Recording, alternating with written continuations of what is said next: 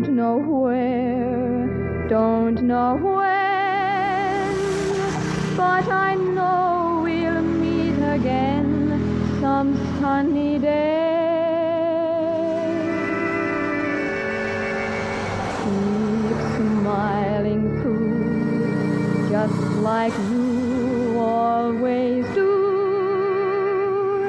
till the blue skies chase those dark clouds far away. 60 years ago, in September 1944, Gelderland was still occupied, but help was on the way. The Allies were advancing from France and Belgium through Gelderland in their drive towards Berlin. The operation became known as Market Garden. Deze operatie is bekend geworden onder de naam Market Garden. Perhaps it's better known as the Battle of Arnhem, although Market Garden was much more than that. The advance through Gelderland didn't go according to plan. The bridge here at Arnhem was so heavily defended by the Germans that it was impossible to take. Market Garden partly turned out to be a dramatic battle. Voor een deel een dramatische veldslag.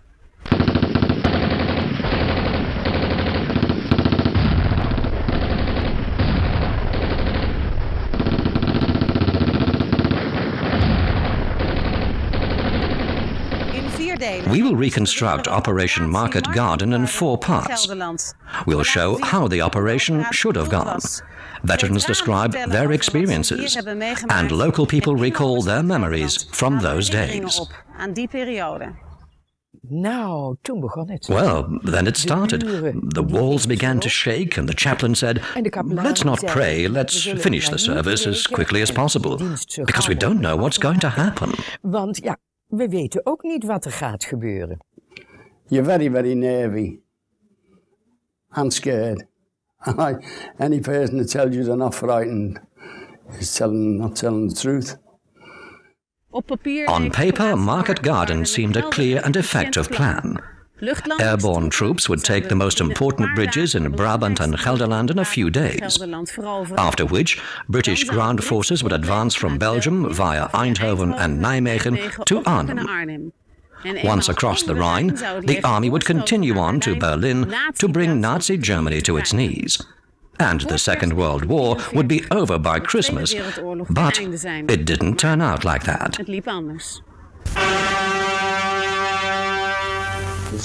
The 6th of June, 1944. The battle for Europe has begun. Hundreds of thousands of Allied troops poured out of England to the continent to crush the world enemy.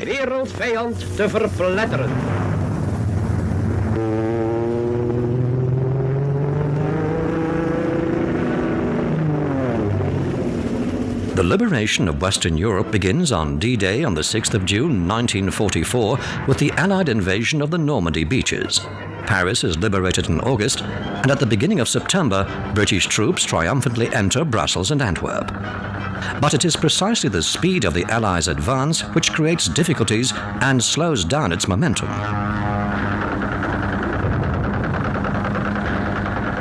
Until then, they had not been able to capture any usable harbors, meaning that supplying the troops has to take place over long distances from improvised harbors in Normandy.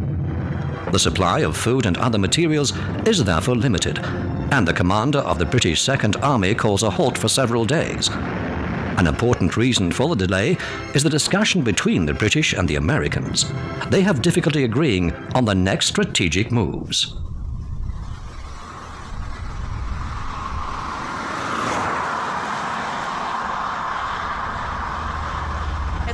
The difference of opinion between the British and Americans concerns the route to Berlin. The Americans favor northern France and the Alsace. The British prefer the Dutch rivers and the Ruhr, and then they advance to Berlin. The British win the day. The way forward will be through Gelderland. Now, British Field Marshal Montgomery brings Supreme Commander Eisenhower a daring plan. A narrow front instead of a broad front. A single knife stab into Holland, bridging the Rhine, outflanking the Siegfried Line, seizing the Ruhr, the road to Berlin, and lightning victory. The key, an airborne carpet. The American 101st and 82nd dropping at Eindhoven and Nijmegen, the British 1st at Arnhem. British ground forces were rolled along this carpet across 5 rivers, including the Rhine. Eisenhower approves Market Garden. But because the strategic discussion between the Allies lasts 5 days, the Germans have the opportunity to regroup. 2 SS Panzer divisions are stationed in the area around Arnhem. No one took this into account. A German soldier grabbed me and threw me into a foxhole. He then jumped on top of me. I suppose that's what saved me. We hebben meegemaakt dat 's avonds dat je kon zien bij ons ouderlijke huis. The Germans went into houses and set the curtains alight to burn the houses down. Maar zo vlammen, bij spreken om alles maar onveilig te maken. My father said there are Germans around. I remember we were very surprised that 3 officers were shot on the spot. Suddenly Germans were everywhere and they began shooting.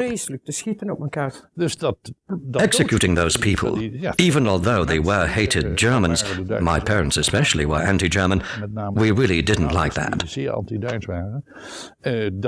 Dat vonden we toch wel erg. It was hand-to-hand combat. Everything was set ablaze. It was very dangerous. Het was levensgevaarlijk.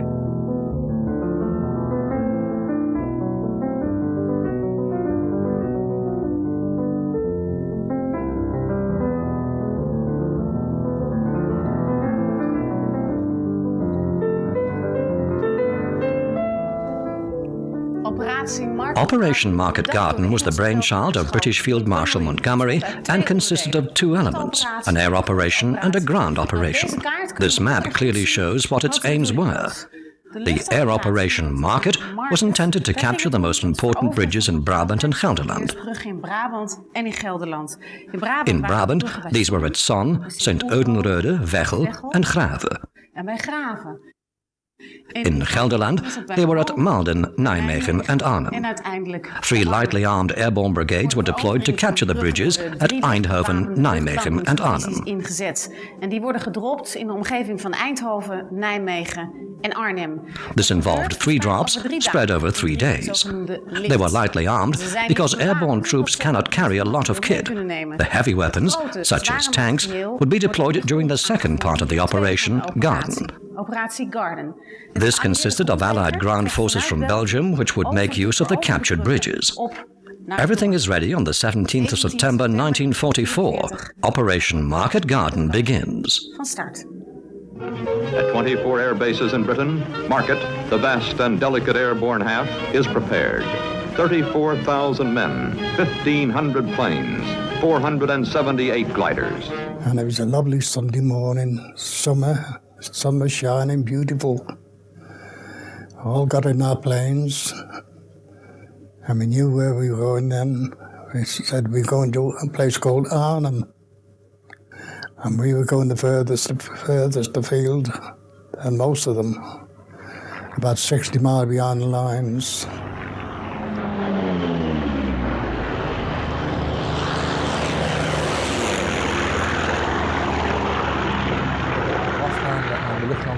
Artillery bombardments were launched prior to the landings to destroy the German positions, which would be a threat to the planes flying in from England to Eindhoven, Nijmegen and Arnhem. Voor de toestellen die vanuit Engeland naar Nijmegen, Eindhoven en Arnhem zouden vliegen.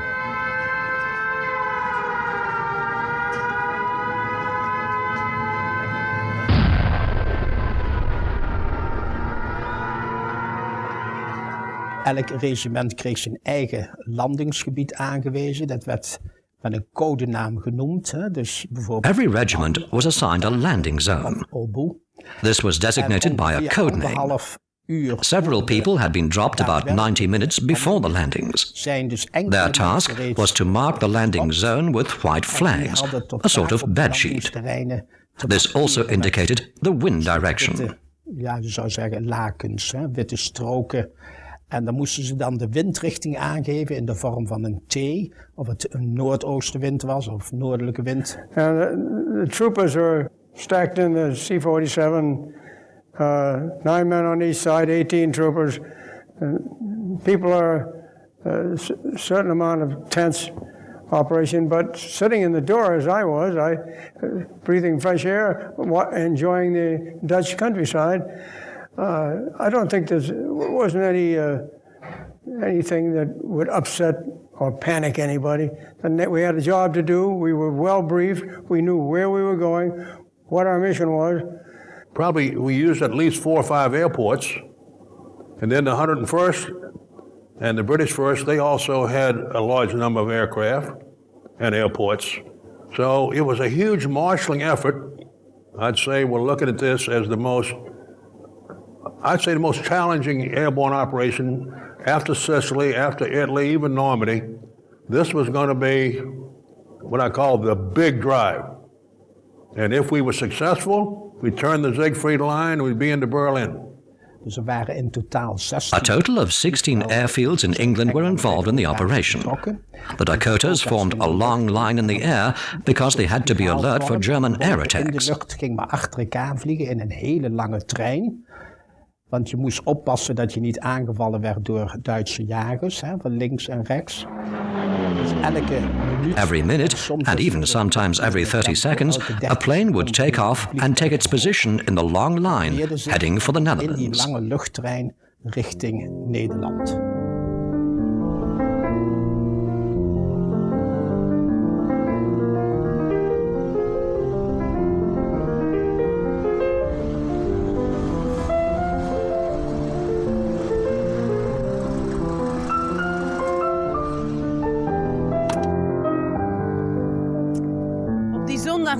The sun was shining on Sunday, the 17th of September 1944, just like today.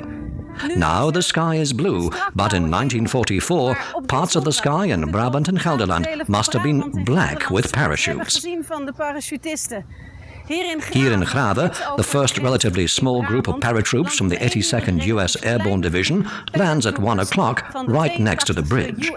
Their mission was to take the bridge the very same day. At 5 o'clock, they capture the bridge, a great success. This monument marks the event.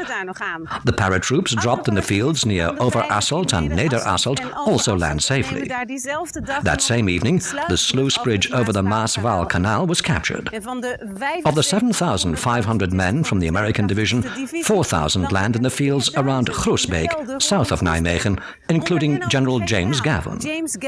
This group is responsible for seizing the rail and road bridges at Nijmegen. There was a lot of noise in the air, so we knew it wasn't 5 or 10 planes, it was hundreds. I looked around and saw the bombers coming, both 4 and 2 engines. I looked again carefully and saw planes hanging behind them without engines. Ik kijk nogmaals en dan zie ik dat er een vliegtuig achter hangt zonder motoren eraan. We were at the table, and someone shouted, "Planes! Parachutes! They're jumping!" A fantastic sight. But at the same time, I thought, the fighting's going to start. I watched it for about an hour or an hour and a half, but I was also nervous. Ik denk toch ook wel zenuwachtig geworden. Of course, it was very exciting. Father grabbed a chair and sat quietly watching. A fantastic sight. It was a great day. Nou, prachtig gezegd was het. Het was een mooie dag. Towards the evening, we looked to the west. Of course, we'd never seen anything like it. And it was as if a matchbox had been opened and the matches floated down to earth. They were the paratroops.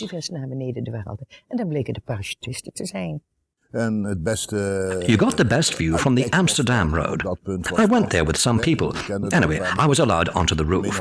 From there, I could see the landings. Okay, in the distance, they were just like small dots, but still a great sight, a very impressive moment. Ja, geweldig gezicht natuurlijk. Een uitermate indrukwekkend iets. Toen ben ik het dorp weer ingelopen. I went into the village again. The first Americans had arrived. It was a great atmosphere, naturally. What happened then? The whole village was deliriously happy. Ontzettend blij. Ja. But in the evening we felt differently, because we heard the heavy guns. Damn, we thought. Aren't we liberated yet? We nog niet vrij zijn.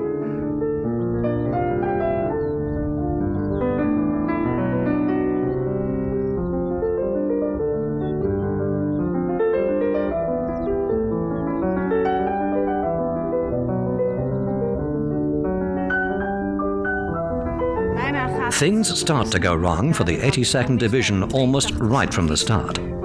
General Gavin is almost killed. He lands at the edge of the woods with his staff. He heads towards the Wolfsburg Hotel. He is shot at from the woods by a German sniper. Harry Bestebrugge is with General Gavin. He is the liaison officer for the Netherlands Forces of the Interior.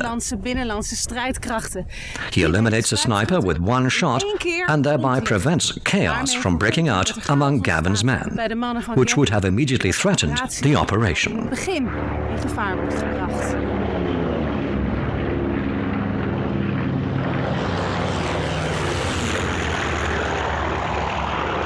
General Gavin has two clear mission objectives.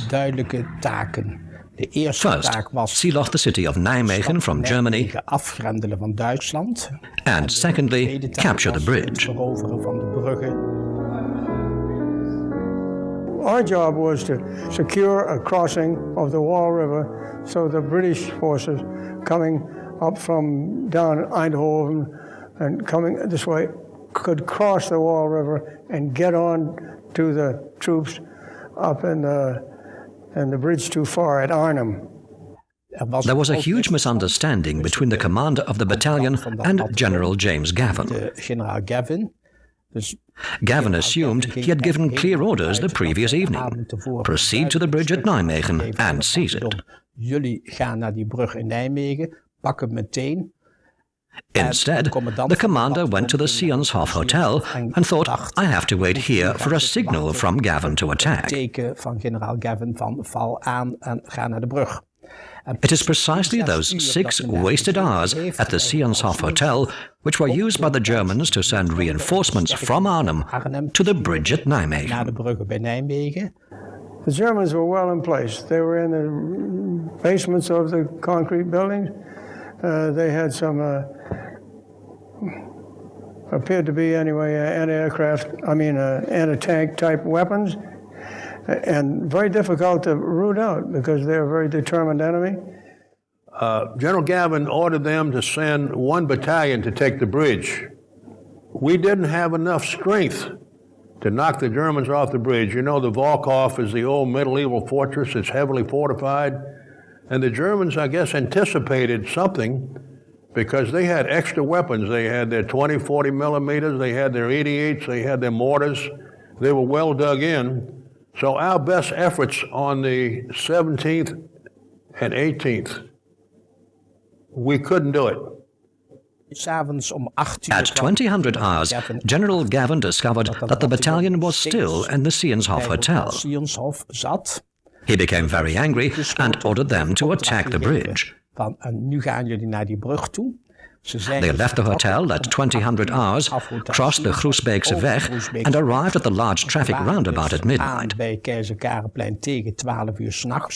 This was exactly where the Germans had dug in, waiting for the Americans. There were heavy exchanges from around midnight until 1 or 2 in the morning. A fight the Americans lost. The battalion was more or less cut to ribbons.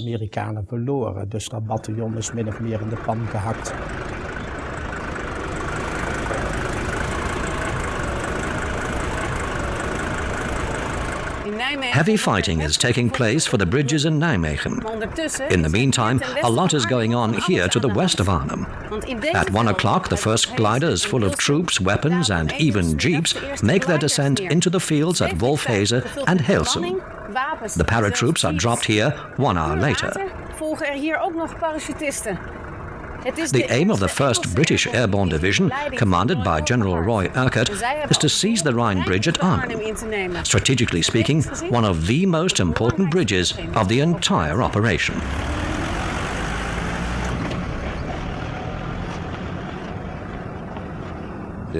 The fighter planes carried on shooting with machine guns, and at the beginning of the afternoon, we saw more planes in the west. We wondered, are those the bombers, coming to drop more bombs again? But we soon heard that airdrops had taken place near Renkum and Wolfheze.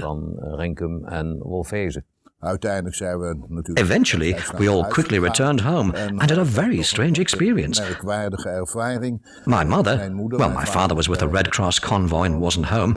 My mother was in the cellar with a pot on her head. Beside her were 2 large bottles of petrol my father had stored away. Not exactly a safe place to hide. It was very quiet, not a German to be seen. Were we liberated? We just didn't know. Various people had already dug out the national flag and hung it out. So there was a party atmosphere. When we got there were indeed British soldiers who drove past. We waved at them. They smiled a bit. There were a few Bren gun carriers, all heading for the bridge. Enkele Bren-carriers die gingen er tussendoor in de richting van de brug. We all went cheerfully back home, thinking it won't be long until we are liberated. Nou, dat duurt niet lang meer. We zijn zo bevrijd. Right here in Hilsum, at the edge of the woods, John Frost blew a blast on his hunting horn. Frost is in command of a unit of the 1st British Airborne Division and gathers his men together. You have to realize that the troops who have landed are spread out over a large area, so they often have difficulty finding each other. John Frost solves this problem by blowing on his horn. Shall I try again? The distance between the landing zones in Hilsum and Wolfhazer and the Rhine Bridge in Arnhem is about 15 kilometers. Landing closer to the bridge would have been too dangerous for the planes of the Royal Air Force because the German defensive guns are drawn up near the bridge. Moreover, little resistance is expected from the Germans here in Wolfhazer and Hilsum, and there was sufficient space for successful landings. But there are also disadvantages. There can be no question of a surprise attack on the Rhine Bridge, and the German SS Panzer divisions, at that point in the Veluwe, have time to cut off important roads to the bridge and attack the British.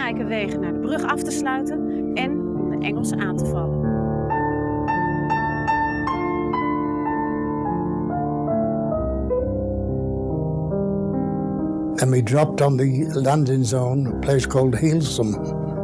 They reckon it was about 8 miles from the bridge at Arnhem. We dropped very well and had no opposition whatsoever. The girls were running onto the DZ collecting the parachutes for the silk. The battalion's first task was to proceed to the bridge at Arnhem. The 1st Battalion took the Amsterdam road, but were quickly stopped by German units which soon realized that something important was going on. They resisted the battalion and stopped its advance.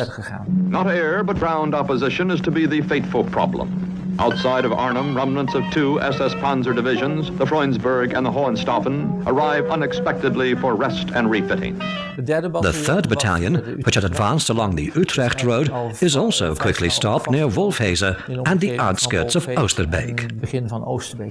So in the morning, after a nice night, as we thought, I decided to go and get a wash. I no sooner got out of the trench and they came over what they call the dawn bombardment. And they just spattered us with shells. Men were going down on the left of us and the right, and we just could not understand what was happening. We found out then that going down to the bridge, there was 2 roads, and the Germans had split the road in 2. So, in other words, we were separated from Arnhem. And as we were passing the rear of the railway, we were fired on again, and that's where we had our first casualty, as far as I know. Johnny Frost decided to take an alternate route, and that's when we crossed down to the side of the river. Only John Frost's 2nd Battalion was lucky enough to choose a route which had not yet been blockaded by the Germans, and so he could reach the bridge at Arnhem as early as Sunday evening. John Frost called us back. He said, we want to get to the bridge as soon as possible. He said, take your section and capture this end of the bridge. I said, I've only got 7 men, sir. He said, that's all, I'll send more up as soon as they come. But eventually, I believe the 2nd Battalion, or 2 companies, got down to the bridge, captured it, and were defending it.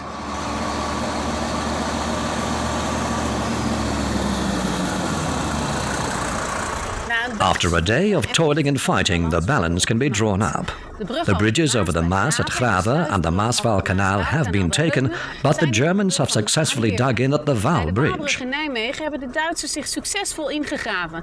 They easily repulsed the American attacks. In Arnhem, only John Frost's group has reached the Rhine Bridge, and they control the northern approach. In the meantime, the Allied ground troops are behind schedule. They have only reached Valkenswaard, while they should already have been in Eindhoven. Will they arrive on time to help the airborne troops in Gelderland offer resistance to the Germans? Will Frost succeed in holding the north end of the Arnhem Bridge until ground troops arrive? Find out in Part 2.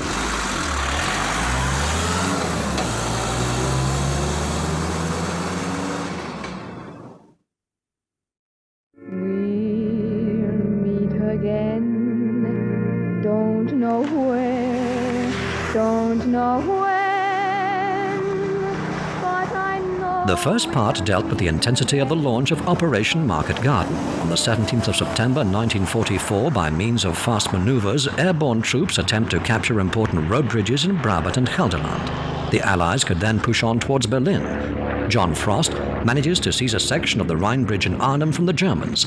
The American commander, James Gavin, suffers a humiliating defeat in Nijmegen. On the road to the bridges across the Waal River, the Germans cut his forces to ribbons. The situation is precarious.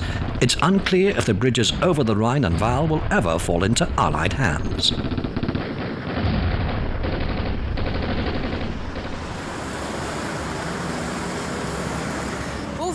How do you capture bridges that are heavily defended? Some bridges rapidly fall into Allied hands, but German resistance is unexpectedly fierce at the bridges at Nijmegen and Arnhem. The Germans do not hesitate to burn the houses near to the bridges to provide a clearer view of Allied troop movements. The second part of Market Garden deals with the battle for the most important bridges in Gelderland. The Germans were especially dangerous on the second night, as the large warehouse was no more than a shell. It had been destroyed during the February bombardment. Only the supports remained. If anyone emerged from the Pearsonstraat, they were immediately shot at. So we fled again, just like the previous day. But now there was more panic, because we were being fired upon. We hoped it would be over in a few days, but that wasn't the case. During the first few days, we could hear the grenades whistling over our heads from the direction of Arnhem. That was to keep the Americans at bay. And we thought, my goodness, strange things, those grenades.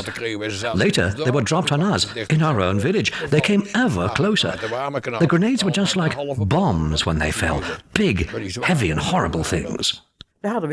We just didn't expect it, that the Germans would fight back, and so fiercely. Father went to bed that night, and we headed for the Utrecht Road. And what did we find? There, lying on the road, were the brains of a British soldier. Further on lay 2 Germans. The one had tried to help the other by placing him on a handcart, but they'd both been shot and lay where they had fallen, in the Hartensteinlaan.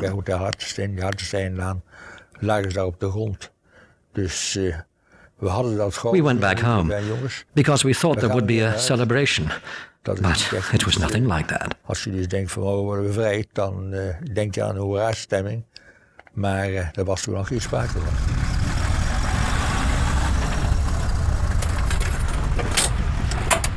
Many military are killed and wounded as the battle rages for the bridges. But there is also hope for these young men. The British Army is slowly but surely drawing closer. On Sunday, the 17th of September, the first day of Market Garden, British ground forces are progressing slowly. It's taking longer than planned to reach the Dutch border, as the Germans are offering fierce resistance at the bridge in Neerpelt in Belgium.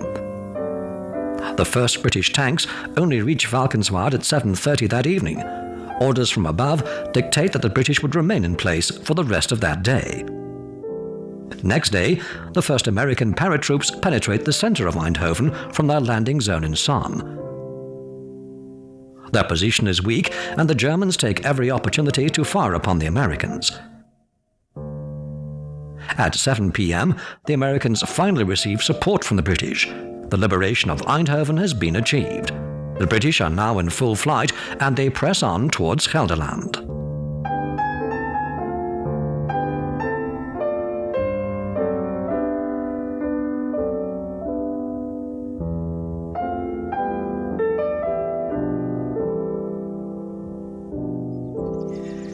On Monday, the day of Eindhoven's liberation, James Gavin makes a second attempt to capture the bridges on the Waal. During the fighting, Gavin receives a message that the landing zone in Groesbeek has fallen to the Germans. This creates huge problems for the Allies.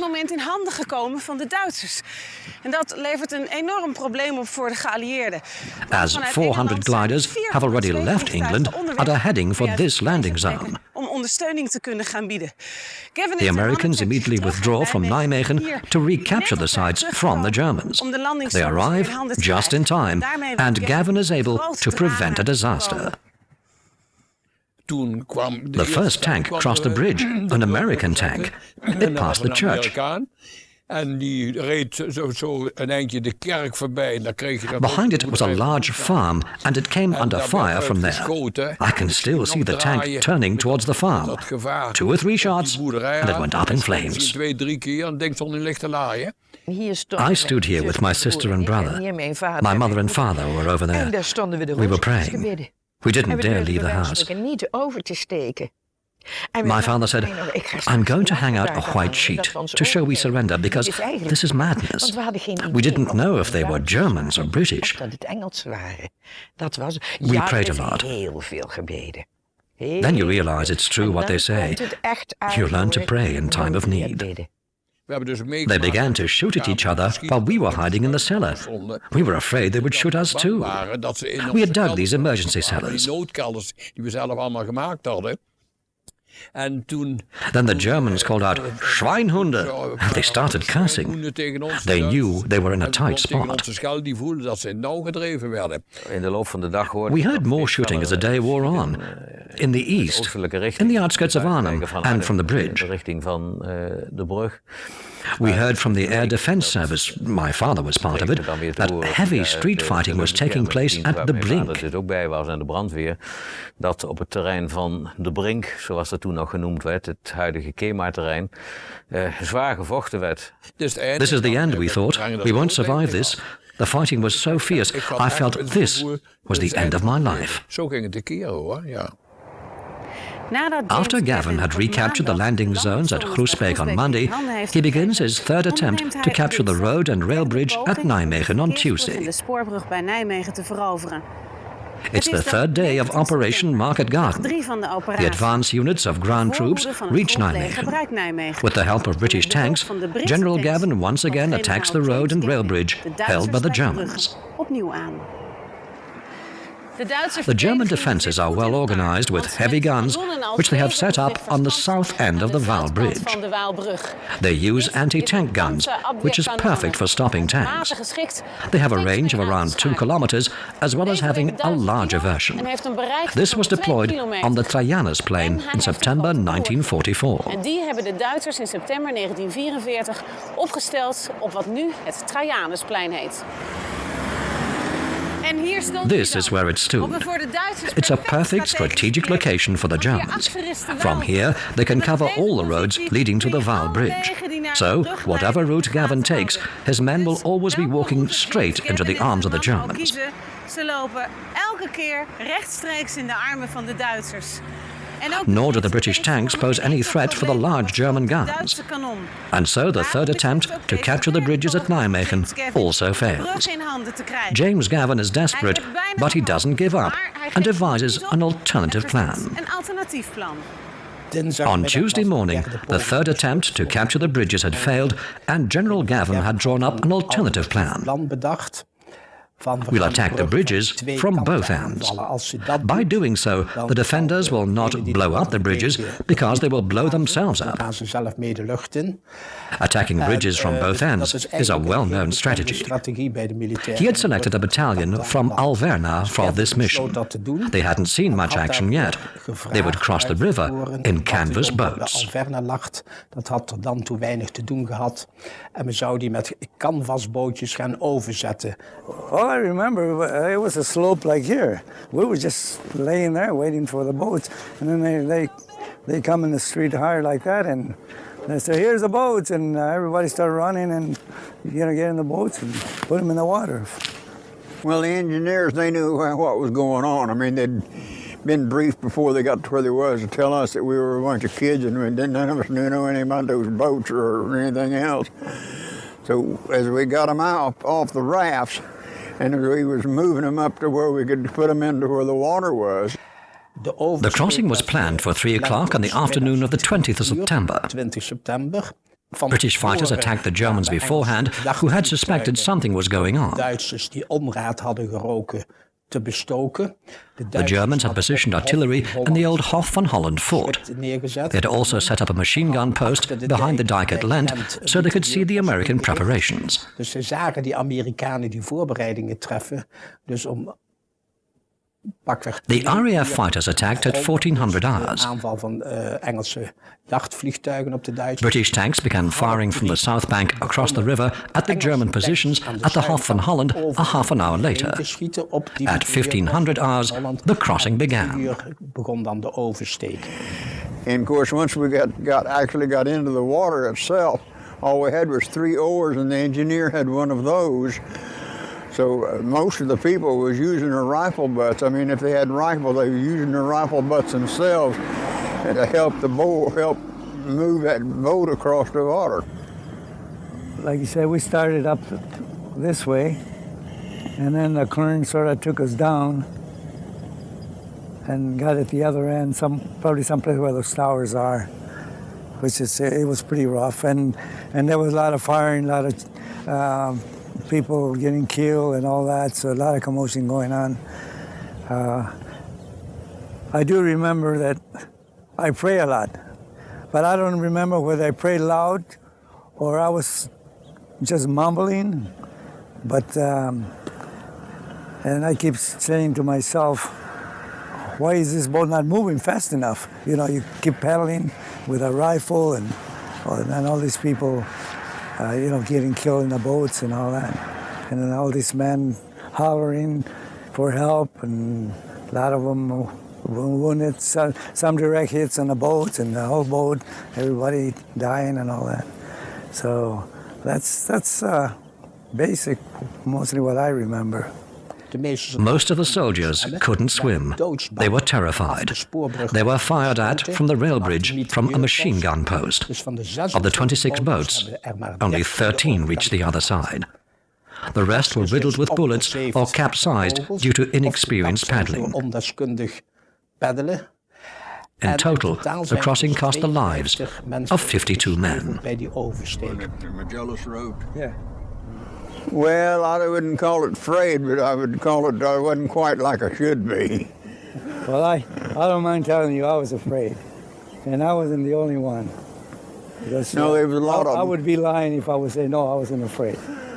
The 13 boats which did manage the crossing then returned with 3 sailors to fetch more forces, and so it went on the entire afternoon. As more men reached the other side, the easier it became to take the bridge. They then advanced on the rail bridge and captured it at 5 o'clock. Next came the advance on the road bridge. It was attacked at both ends at 1900 hours. A large group of British troops moved around the Valkhof towards the Waalkade, from where they could attack the SS troops. Fighting also took place on the north bank. The road bridge was seized at 7 o'clock.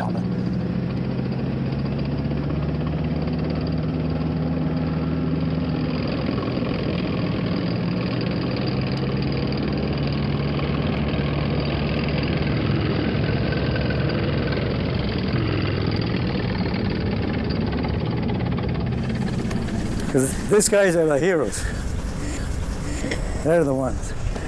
You can there in front. Yeah. No, face me. You can face me. Face me. Face you, okay. Okay. Attention. Attention. Salute.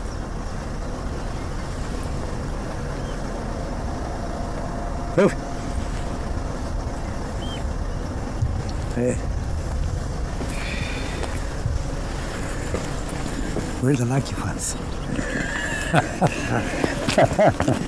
It's been a long time. Yeah, it's true. Yeah. John Frost and his men have been involved in heavy fighting with the Germans here in Arnhem for days.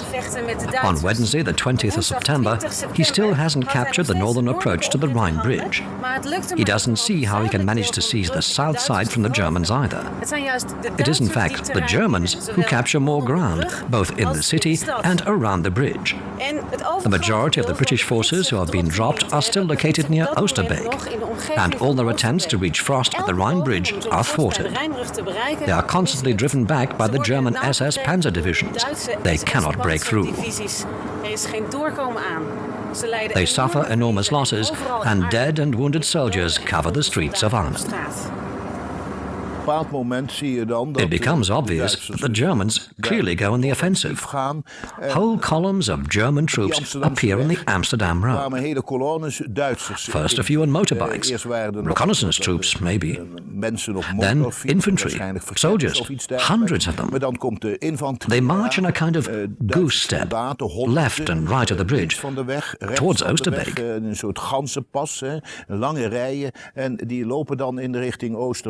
Toen wij langs de weg liepen om naar het station Hoog. We went to the station. Overal zag je dead British soldiers everywhere. En ja, dat a terrible sight. Verschrikkelijk gezicht. We had received a message from the British to abandon our houses, as heavy fighting was about to take place. Waar ons werd gevraagd om onze huizen te verlaten, omdat daar dus felle gevechten zouden plaatsvinden. It turned out later that it was a British message, but spread by the Germans. We then left our house and spent 2 nights near the Hartenstein Hotel. Nachten hebben we dus daar in de buurt van Hotel Hartenstein. Eerste nacht in een loods van de The first night in a council depot and later in a cellar, under fire from the German artillery. I saw a smoke screen over the river. It began to drift away, and I saw the Americans. I saw the 82nd Division making the crossing in canvas boats. I only realized later that they were canvas. So, under heavy fire, they crossed over to Lent in small rowing boats with 7 or 8 men in them. I estimate about 82 or 87 men drowned or were shot during the crossing.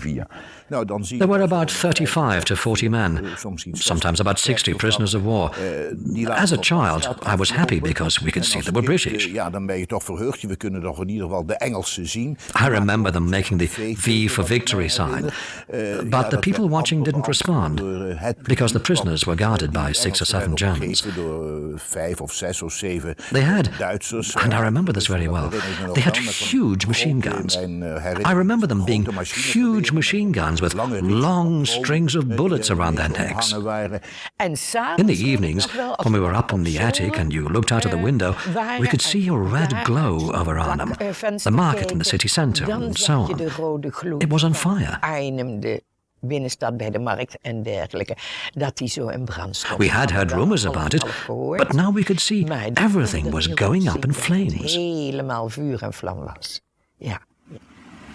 John Frost urgently needed help. If it didn't arrive on time, the Rhine Bridge would inevitably fall to the Germans and the entire operation would be in danger. The bridge at Nijmegen has been captured, and ground troops can reach Frost at the Rhine Bridge within hours. But then, General Horrocks, Supreme Commander of the 30th British Army Corps, makes a huge tactical mistake. After capturing the bridges across the Waal, he decides against marching on Arnhem.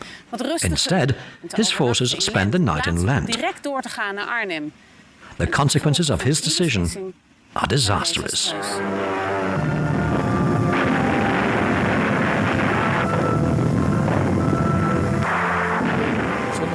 From Sunday to Monday, things were relatively quiet at the bridge. The British forces at the bridge, John Frost and his men, held their positions. On Monday morning, the Germans attempted to attack and recapture the bridge from the east with small tanks. This failed, as the Allies had 6-pound cannon which could eliminate the German tanks. The Germans gave up any more attempts to capture the bridge from this side.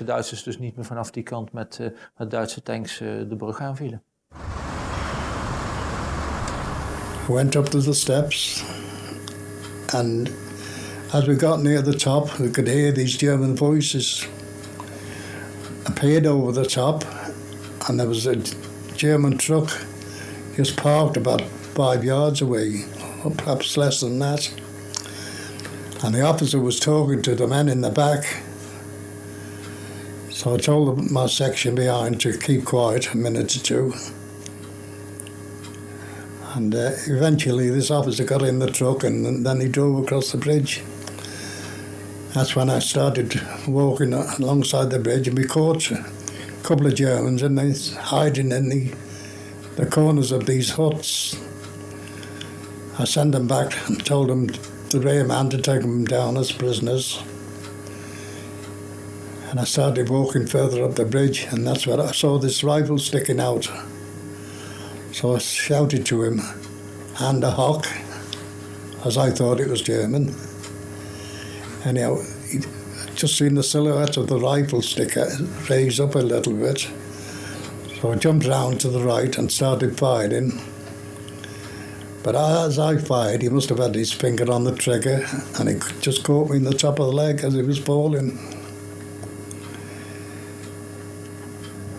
I was trying to feel round for my leg, couldn't find it, so I crawled back to get behind a girder, because they were firing down this road, down the road now across the bridge. So I must have lay there for several hours, a couple of hours, I think. Well, it seemed a long time, until the medics came and took me off to the first aid post. During Tuesday and Wednesday, most of the action around the bridge involved house-to-house fighting. The Germans decided to set the houses alight. In this way, they could no longer be defended by the British. They keep on the move from house to house. Their positions north of the bridge grew smaller and smaller. At one point, a ceasefire was called to allow the wounded to be taken to German hospitals, after which fighting resumed.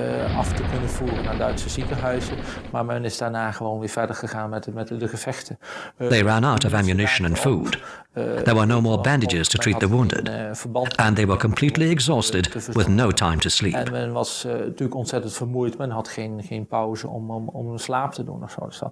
So from Wednesday, the last night on the bridge, there was still hope that the 30th Army Corps would arrive from Nijmegen. De nacht dat men op de brug heeft gezeten, geprobeerd en gehoopt heeft dat de 30e legerkorps vanuit. But on Thursday morning, it was over. Op donderdagochtend was het afgelopen. They were taken prisoner, and the bridge was in German hands.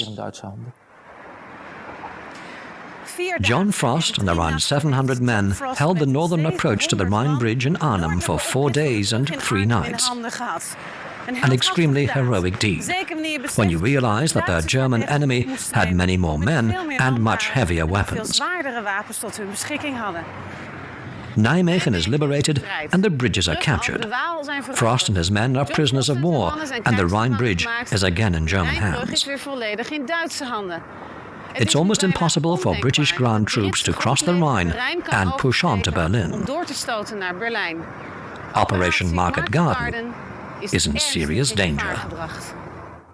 We'll meet again, don't know where, don't know when, but I know we'll meet again some sunny day. Keep smiling.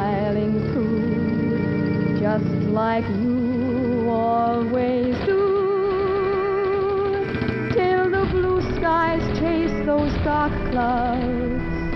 What a way.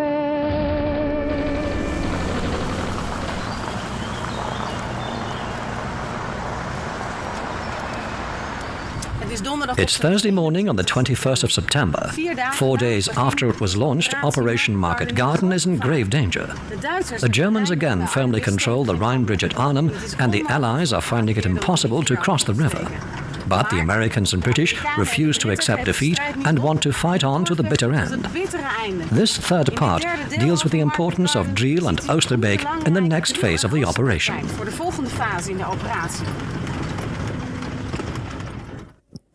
We were standing in front of our house and we heard another group, a formation of transport planes approaching. South of Driel. They hadn't yet crossed the Arnhem-Nijmegen rail line.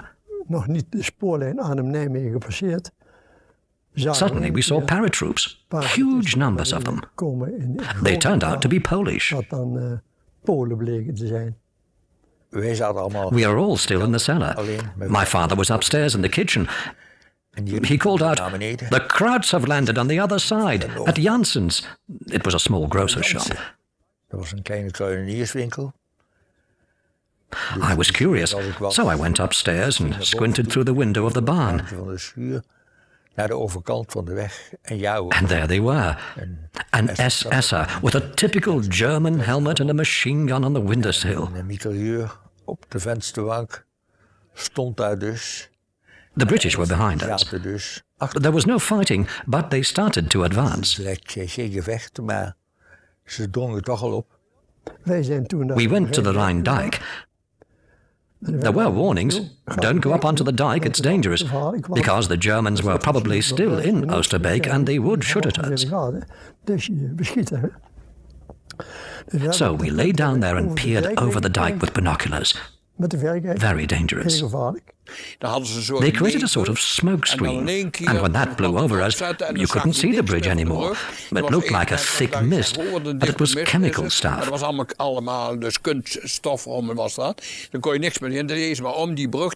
They did it to defend the bridge because at night the Germans came back and fired at the bridge. It was a very exciting time. The next morning, we thought we heard a strange sound. Someone came out of the cellar and said, "The house is on fire." They had shot at the house and set it on fire. Every day was the same.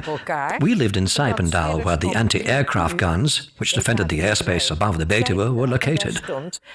At 3 every afternoon, you could set your watch by it.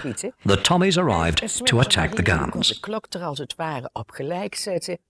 Dan kwamen de Tommies en dan kreeg je een aanval op die luchtafweergeschutten. In September 1944, this beautiful building was the Hartenstein Hotel. Nowadays, it's the Airborne Museum.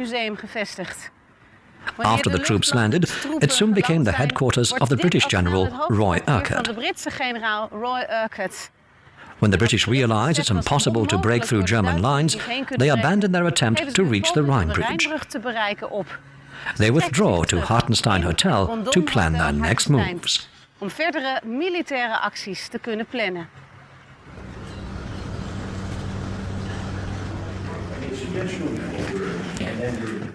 Kijk, op deze kaart. This map clearly shows the situation. Hartenstein Hotel is here. The entire area inside this line is in British hands. Outside it, the Germans are in control. Down here is the Rhine. This area was called the perimeter. Perimeter genoemd. Een perimeter, dat is een wiskundige term die door de Britten vaker in militaire situaties wordt gebruikt. You can see that the British are completely surrounded and are waiting desperately for help from Allied ground forces. In the meantime, the advance units of the British Army are in Lent, where they bivouac for the night. The rest are still in Brabant. The road used by the British to push north through Brabant is soon nicknamed Hell's Highway. Montgomery has not only underestimated the German forces at Arnhem, but also the resistance in Brabant. The battle for Hell's Highway lasts for days. At various times, the Germans recapture sections, thereby splitting the British forces. The advance faces more delays. They should have been in Gelderland a long time ago. The next morning, Thursday the 21st of September, the advance units move forward from Lent to the north under the command of General Horrocks.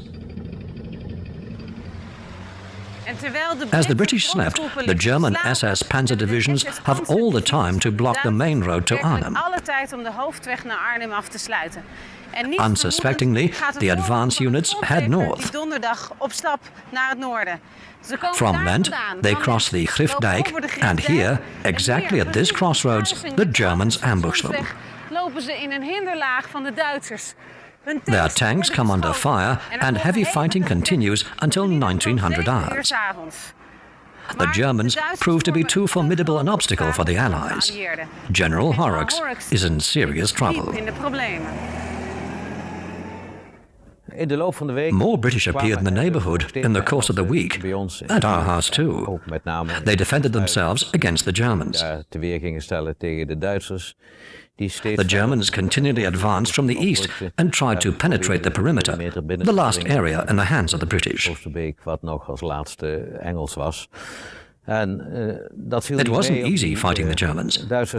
While we children spent most of the time in the cellars, the British were on the ground and first floors, firing at the Germans on the other side of the street. Op de begane grond en boven in ons huis om die Duitsers aan de overkant van de weg en achter de huizen daar te bestoken. I once went to the neighbors. They were upstairs having a meal. I told them to go downstairs because it was dangerous up there. They stayed put, otherwise their food would have got cold. I went back later. They were dead. A grenade had been thrown at them. Upstairs became too gruesome. We dressed the children and went downstairs. There was a large fridge in the shop, the back of which led to a large office. There was a large stove. I think we prayed non-stop to the Holy Mary. It was so terrible. Huge lumps of rubble crashing through the windows. It was awful. There was hand-to-hand combat in the Turfstraat. Terrible noise. In de Turfstraat, het was niet om aan te horen. 23 september. On the 23rd of September, the German tank division, the Totenkopf, or Death's Head, pulled into the farm drive. Die kwamen de eigen weg af, de boerderij op. My father was forced with a rifle in his bag to open all the doors to the barns, to inspect them. Kreeg hij dat geweer, moest hij alle schuurdeuren open doen om te kijken. They were afraid there were British hidden inside. Then they ordered us to leave. Toen dat gebeurd was, kregen wij het bevel om de boerderij te verlaten. Dus toen hebben we daar gezeten. So we stayed there till Tuesday. Then the Ostkommandant arrived. He came down to the cellar to warn us to put cotton wool in our ears on Tuesday, and that we should leave everything open to reduce the pressure.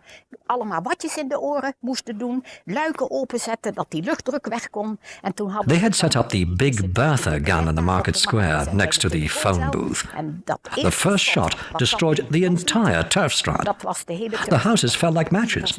Naar beneden. All of them. De hele voorgevel bij ons, er was niks meer.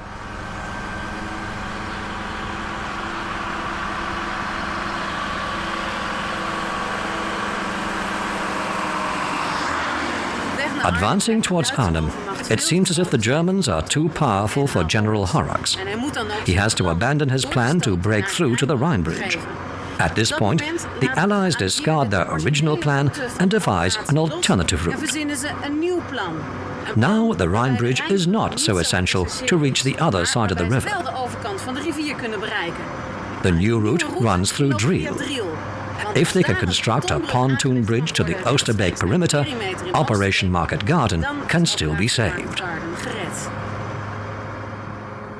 On the Thursday, Driel has become an important location, as the plan envisages using small boats to cross the Rhine to deliver men and material to the perimeter in Oosterbeek. Over te zetten naar de perimeter in Oosterbeek. The Poles who had been dropped in Driel were to reinforce the British paratroops in Oosterbeek. Die in Oosterbeek zaten versterken. The plan was to use the Driel ferry, but it was no longer operational. So the crossing was made at night to the north bank of the Rhine with 2 or 3 men in rubber boats each time,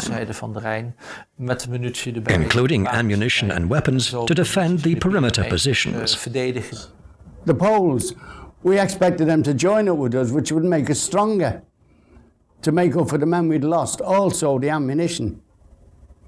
Because we were running short of ammunition and food and men. There's quite a few wounded. And with the Poles coming over,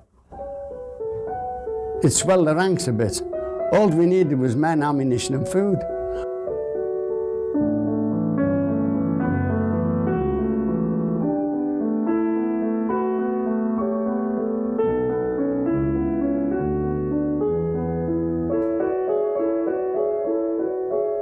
After the bridge at Arnhem had again fallen into German hands, the battalions in Arnhem were withdrawn to Oosterbeek. A perimeter was formed at the headquarters at Hartenstein. By September 20th, the 4th day, Urquhart has his headquarters established at the Hotel Hartenstein in nearby Oosterbeek. The hotel tennis courts serve as a POW cage for some 250 prisoners, including a lone Japanese taken at Arnhem, perhaps the only Japanese captured in action in Europe. In the perimeter, a horseshoe pocket 1,000 yards wide, 2,000 yards deep, are jammed 3,500 survivors of the 1st British Airborne. Germans on 3 sides, the Rhine River at their backs. We moved from Wolfhays into around the Oosterbeek area. In the woods, we ended up in the woods. Everybody concentrated around there more or less, but it was spread out. You only seen your own men, unless you've seen somebody trying to make their own way back to the units or something like that. But I didn't even know the headquarters was in the Hartenstein, not the Hartenstein Hotel. That's where the headquarters were.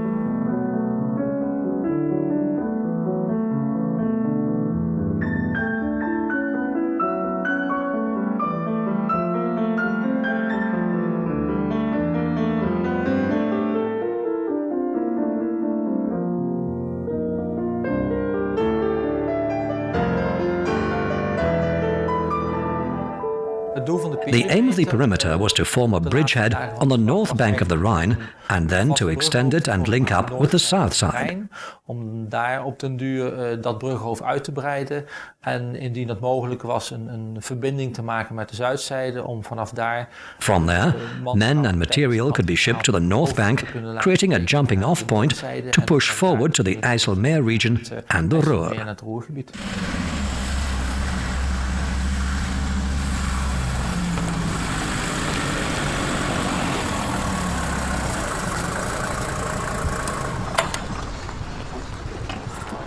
The British at Oosterbeek are trapped like rats.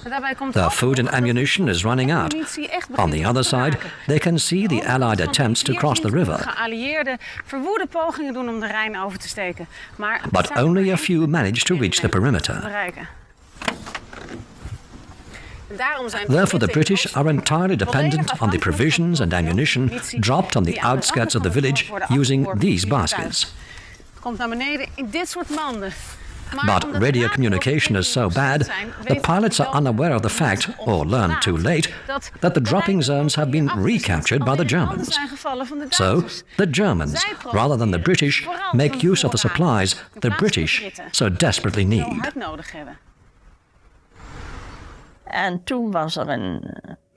There was a surgeon who heard I could speak English. There was an emergency operation. Would I help him? I told him I wasn't even a nurse. I'd only done a first aid course. That was all. I had never seen someone else's blood, only my own. But as best I could, I helped with an amputation.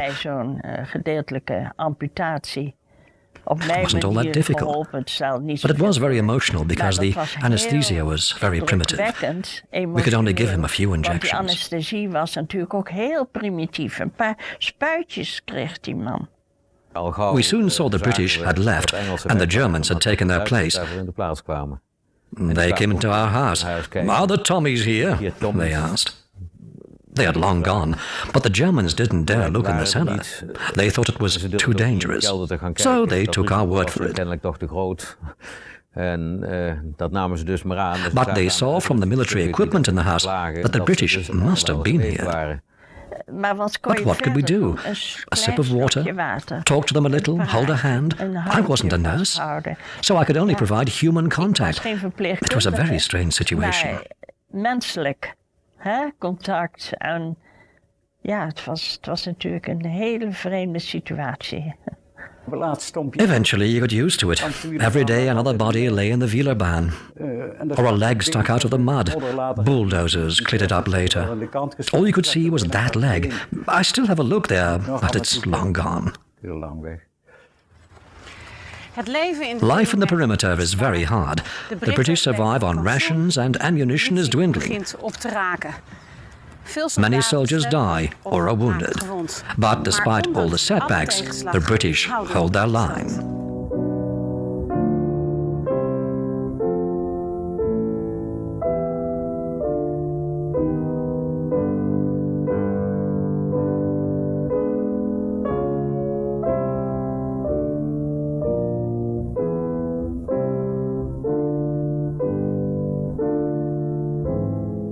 It was frightening, but it was laughable. If you didn't laugh, you wouldn't live. And if you didn't look after each other, you wouldn't have lived. You try to make life as best you can. It's no use sitting there miserable, because you'd end up a dead man. And that's all you had to do, cheer each other up, crack a joke now and again, settle down to it, and that was it. Otherwise, we'd have all been dead. The battles in the perimeter varied. In the east, fighting took place in houses, while on the other side of the perimeter, it mainly occurred in the woods. The advantage of fighting in woods meant it was easier to defend. The disadvantage of fighting in houses was that as soon as a house was set alight by enemy fire, the men had to withdraw to other positions. The British had radio contact with the south with an artillery unit at Nijmegen.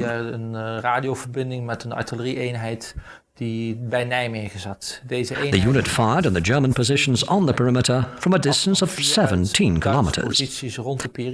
And they could fairly accurately hit them, whereby it was possible to retain control of the perimeter. Well, there wasn't really a lot we could do, only to defend ourselves. They were firing at us, coming at us. But they were using the same tactics as us, waiting till the darkness came to attack us. And the dawn, which was natural every morning, we got a salvo of guns for an hour, so keep our heads down. And then one afternoon, they tried to raid us, and we lost a few men. We lost a platoon officer, the brigade sergeant major, two corporals, and the lance corporal and some men. And the lance sergeant, who was a friend of mine, lived over the water, Archie Owens. He came over to me and he says, "Come with me," he said, "I can see some Germans." I said, "Where?" He said, "Come with me," he said, "We'll try and wipe them out." It was on like a side of a fence in the woods, and we were crawling along, and he said, "There they are. They're on a machine gun." He said, "Have you got any grenades with you?"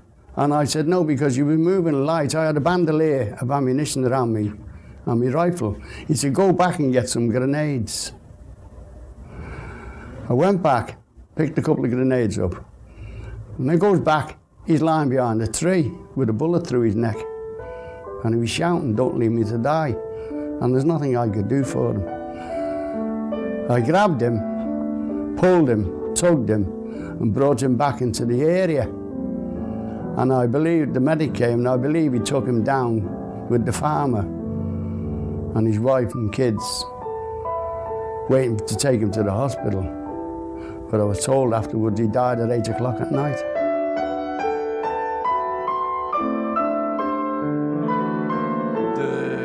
On Sunday and Monday, the British only had supplies for a few days.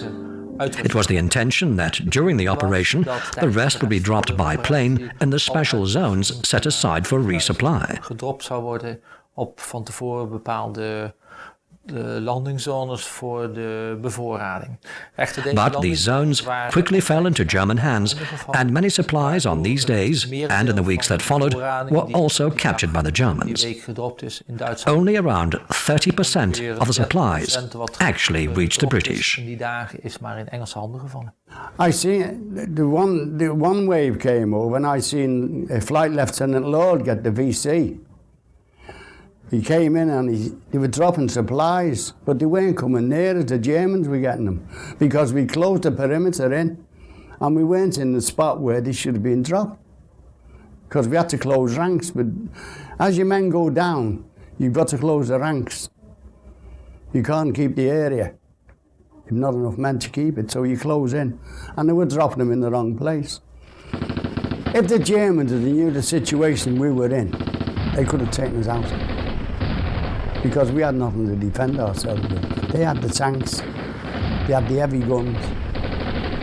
We had nothing. And if the Germans had concentrated and moved forward, they could have took us all out. But I think they were just as major. The fighting spirit of the men was good, no doubt about it. The situation is virtually hopeless. The British still retain control of the perimeter, but German pressure increases every day. On the other side, in Driel, the Allies attempt to cross the river with little success. The majority of the Allied army en route to the north are still fighting in Brabant, although a small unit has managed to reach Driel. Will they arrive on time to establish a bridgehead to the perimeter before it falls entirely to the Germans? U ziet het in deel 4.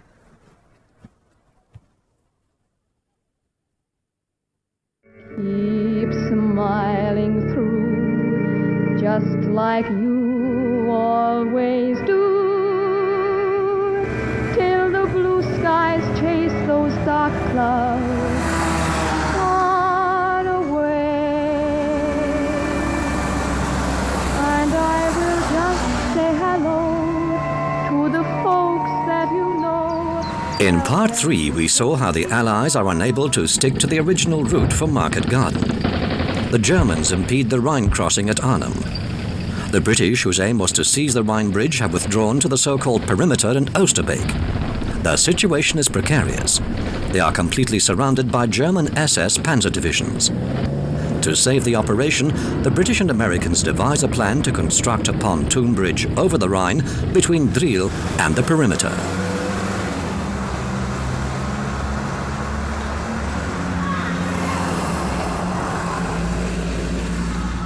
Het is zaterdagmiddag 23 It is Saturday, the 23rd of September, when General Horrocks and the advanced British ground forces arrive in Driel. They have brought 14 canvas boats. That same evening, a group of Polish military crossed the Rhine. The situation in the perimeter is worsening by the hour. Part 4 of Market Garden deals with the fall of the perimeter and the last phase of the operation.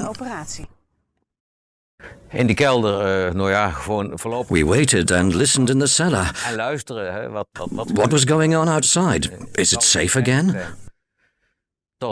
So you went back upstairs as best you could. Waters ging weer naar boven, maar.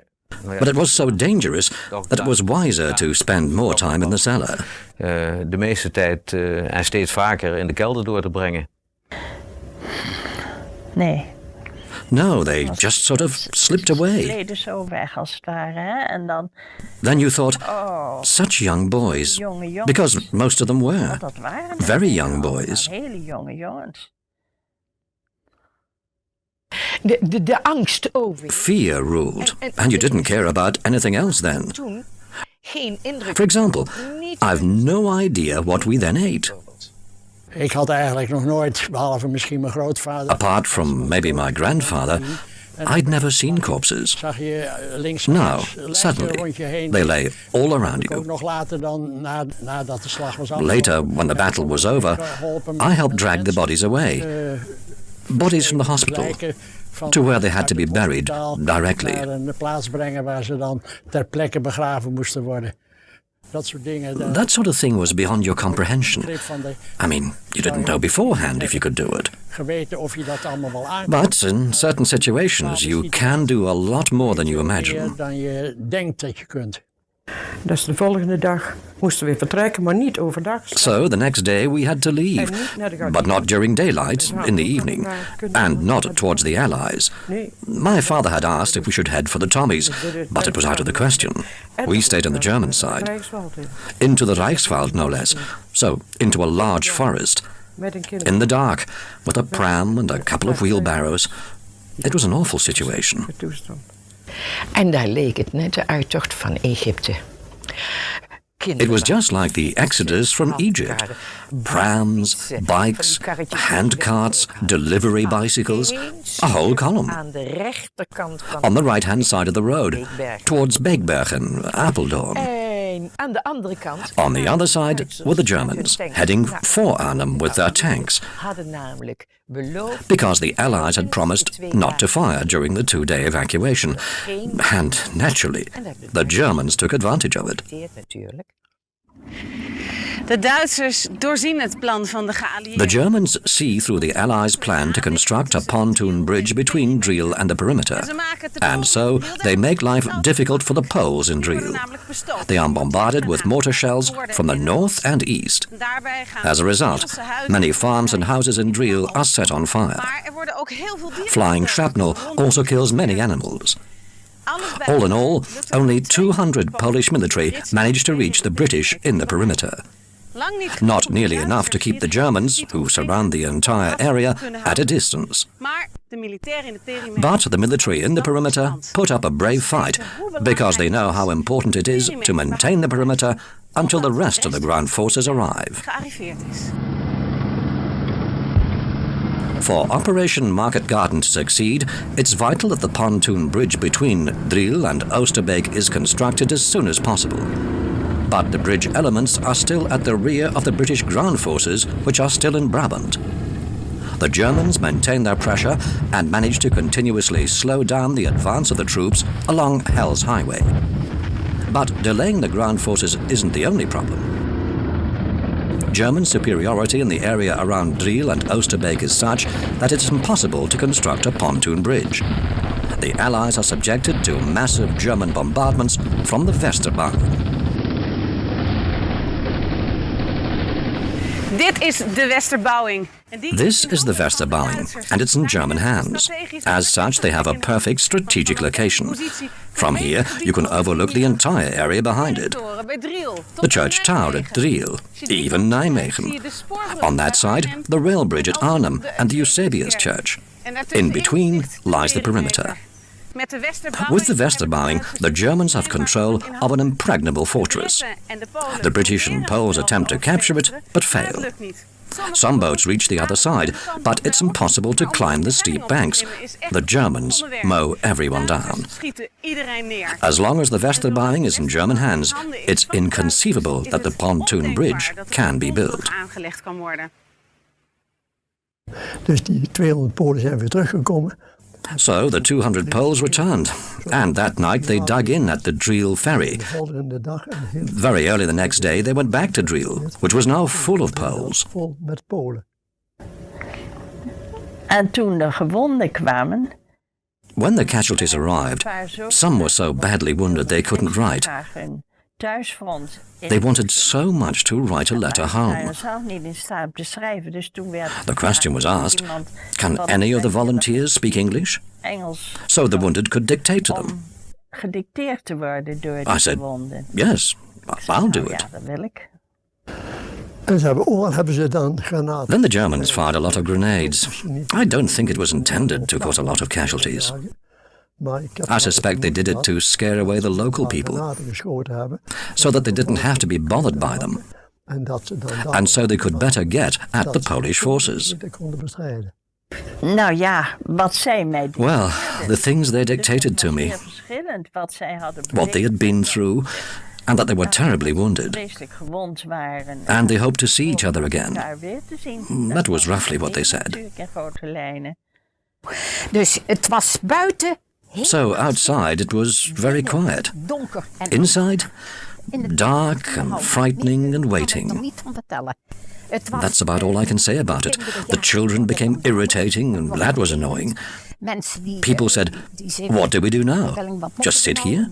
Can't we go out?" That's what it's like. Everyone is restless and it's very irritating.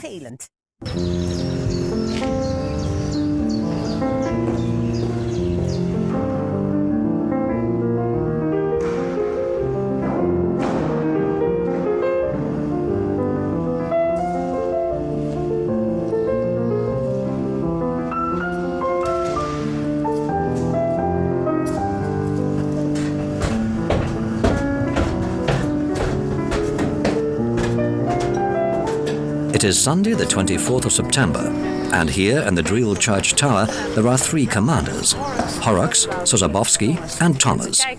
They survey the Rhine towards Oosterbeek. What they see is dramatic. The military in the perimeter are surrounded on all sides. Only a few elements of the ground forces are here in Driel. And it's clear, German superiority is simply too powerful. Only one course of action is possible. The Allies would have to abandon their positions and end Operation Market Garden.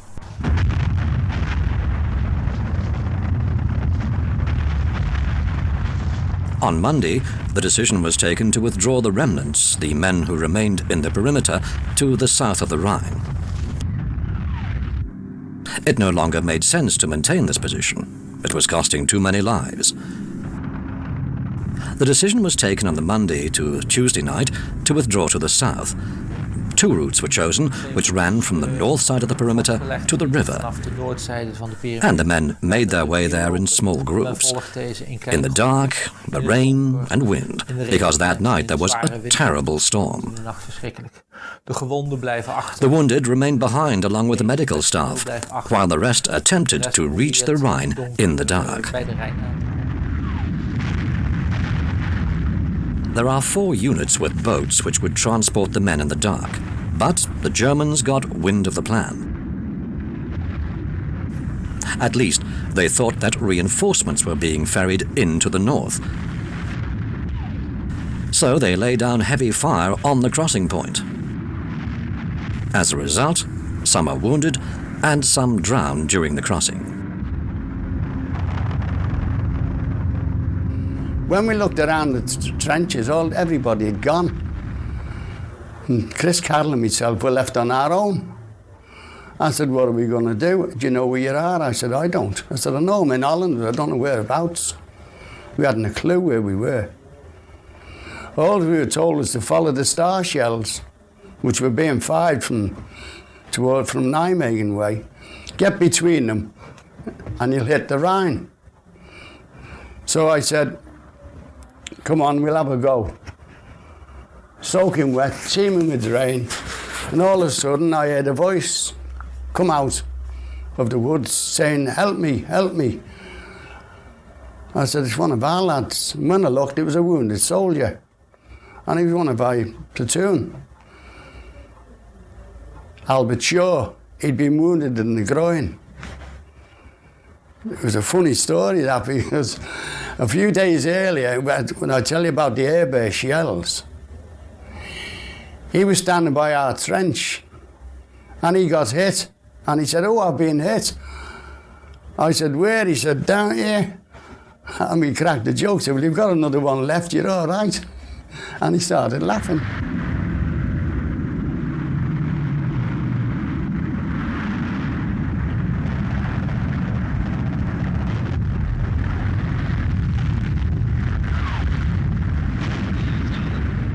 Eventually, we reached the Rhine, or round Westerboten, and I seen all the men queuing up. And he said, I said, "Can you get the wounded chap abroad?" He said, "Take him down to the front." I said, "No chance of getting a boat," because I believe there was only a few boats there. They'd broken down or something. So I said, "Well, let's go lower down and see if we can find something. There's a big cafe there or something, there's restaurant and whatnot. And I said, we might be able to find a rowing boat. As we were going down, a couple of others followed us. And the next thing we heard the chugging of a boat coming over, and a voice shouted out, hang on, you can get in here. When the boat pulled in, it was an engineer, a Canadian engineer on his own. I said, I've got a wounded chap. He said, put him up in the front. So we got him up in the front. And he said, well, get on, the rest got on. And the boat was full then. So he started off towards the other side, and the boat broke down. So we all started rowing with our hands and the rifle butts. He started the boat up again, and eventually we reached the other side of the Rhine. Everybody scattered and left the three of us there. We're on the other side now, so we were all right. And we started to walk, and we were falling in dikes, going down, rain, water, soaked to the skin. And then eventually we saw a light on the side, like a road. Made our way towards the light, and there was a soldier there from one of the army, the Devons or somebody. I said, what's this? He said, it's like a first aid post, he said. I said, I've got a wounded bloke here. He said, can you do anything for him? He said, there's a jeep coming down in a minute, he said. He'll take the wounded man, but he won't take you. I said, we don't want to go, we'll walk. He said, Nijmegen's not far away, he said, about 10 miles. So eventually a jeep came down with 2 soldiers on, 2 medics, and he took the wounded chap off us. And he went, well, he's safe, he's gone. I said, when I get home, I'll go to your wife's house. I knew where he lived.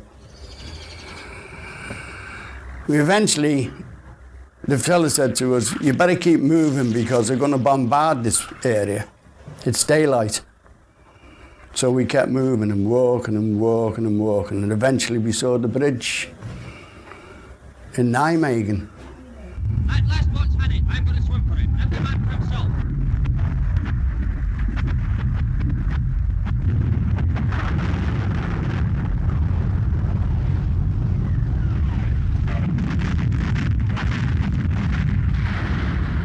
In de ochtend, als het licht is het niet meer mogelijk om met... In the morning, as day dawns, crossing to the other side in boats isn't possible. Naar de overkant, naar de The only way is to swim to the south bank. Many drown, or are later taken prisoner, on the north side of the Rhine.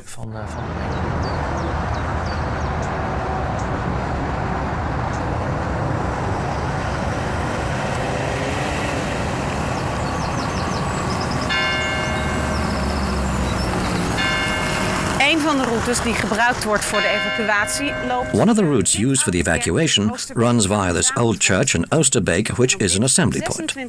On Tuesday, the 26th of September, at 5:30 in the morning, the last boats ferry the wounded to the other side. Day is already dawning. The Germans have a clear view of the boats and start firing at them. So it becomes too dangerous to risk crossing. Here in Oosterbeek, around 300 wounded men remain.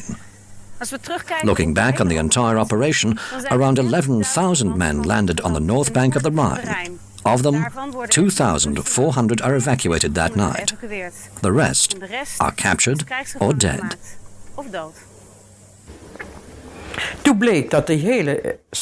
Then we knew that the Battle of Arnhem, well, at that time we didn't know it was the Battle of Arnhem, we knew it had been lost, and the Germans still remained in control. And the front line was established in Groesbeek. At one point, my father had a remark from some German soldiers.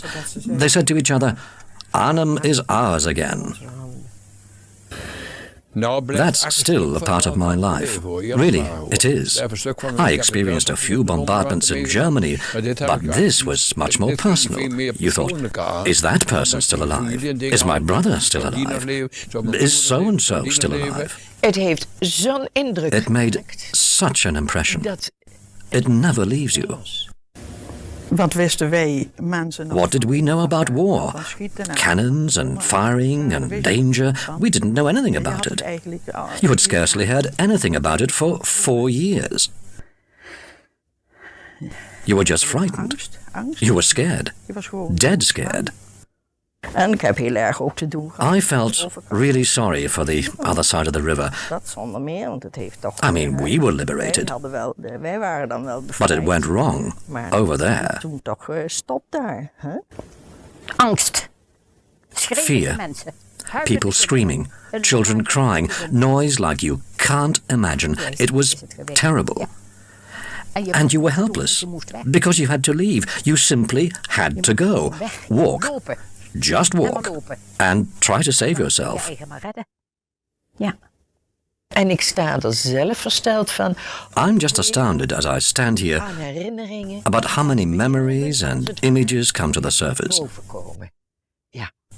Everyone who was there, everyone could write a book about it.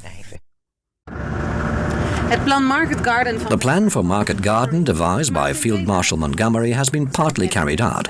The south of the Netherlands has been liberated, but the north is still occupied. Market Garden is part success, part failure. At Arnhem, Market Garden failed, and the consequences were disastrous. Het gevolg van het mislukken van... The failure of the Battle of Arnhem, Operation Market Garden, meant that the war in Europe lasted another 6 months, giving rise to the hunger winter in the west of the Netherlands. That cost thousands of Dutch their lives. De operatie is veel te snel. The operation was decided upon much too quickly. In een veel te korte tijd. It had to be prepared in much too short a time. Verder, Moreover, just about everything worked against it. They overestimated themselves. They thought, we've raced through northern France and Belgium, so we can do this too. There was a sort of winning mood. German resistance was completely underestimated. But I still couldn't understand why they didn't send ground troops through. Okay, you couldn't get tanks through, but you could get ground troops through. And if they'd have got ground troops through, we'd have been a bit better off, because a lot of us were tired and weary. They'd have boosted our morale a lot. It would have showed their faces. But it didn't happen.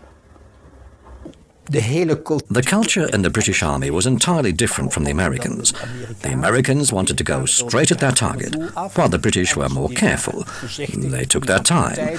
They drank tea at 4 o'clock next to their tanks. The radios used during the Battle of Arnhem were not suitable for this area.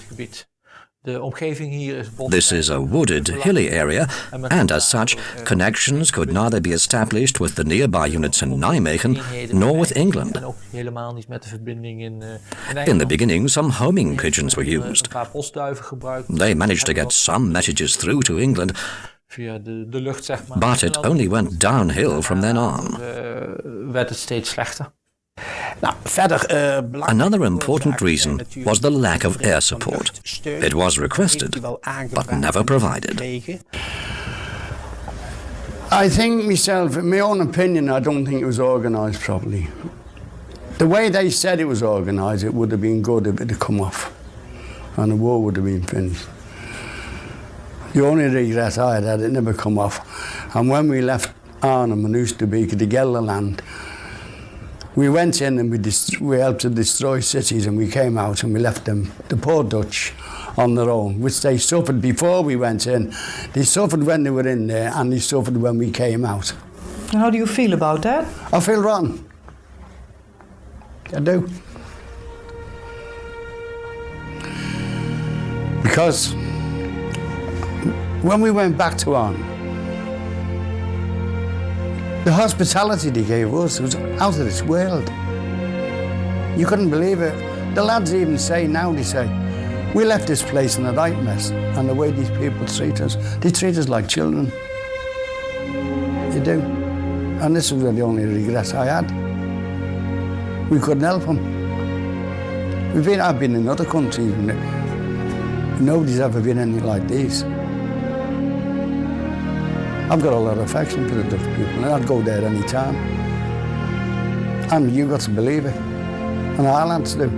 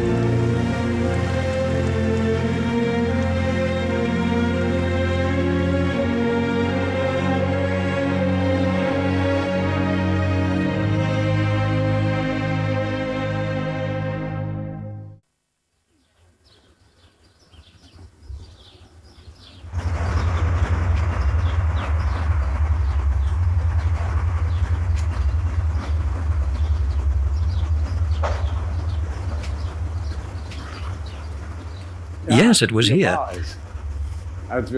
When we first entered the town centre on Sunday the 17th, it was quiet. Although one of our rank had already died. Shot once in the Velperstraat. We didn't even know who he was, a new recruit. He just dropped dead next to me, shot through the heart. Yes. Well, my name is Horst Weber. I'd arrived 2 days previously from Diepenveen. We were billeted in a farm next to a restaurant there. We saw the planes in the sky on the Sunday afternoon. At the time we thought they were heading for Berlin, and we swore at them. We said, now they're going to destroy Berlin.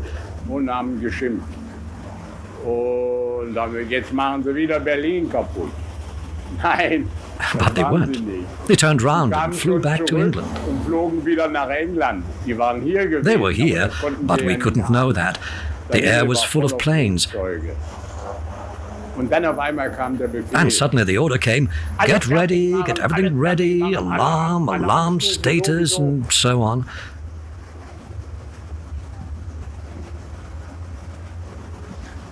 There were about 150 of us. We climbed onto trucks fueled by wood gas, and they dropped us close to Arnhem. They told us to go straight ahead under the tunnel, and we'd find a large open piece of ground, a recreation ground. There were 2 streets, and it was called Muses Sacrum. So we got there and waited. When I say we, I mean there were about 15 of us, but more arrived, and later even more from other places. Aber diese 15 haben sich dann auch summiert. Es kamen dann wieder andere von woanders her. Und als wir dann hier waren, war dann irgendein Mann hier. When we got here, someone asked who we were, where we came from, and who was in command. Fragte, wer seid ihr, wo kommt ihr her? I said I was in command. Gedacht, wo wir herkommen, wer führt euch? At first he was very skeptical, because we had no leader or non-commissioned officers. Nothing. Absolutely nothing. We said we could do the job. It was almost insulting that he didn't trust us. There was a small pile of weapons over there. He showed us them and said, go grab something to shoot with, hurry! There's a slope there. Go and find the Koningsstraat, follow it all the way, and you come to a large square with a church.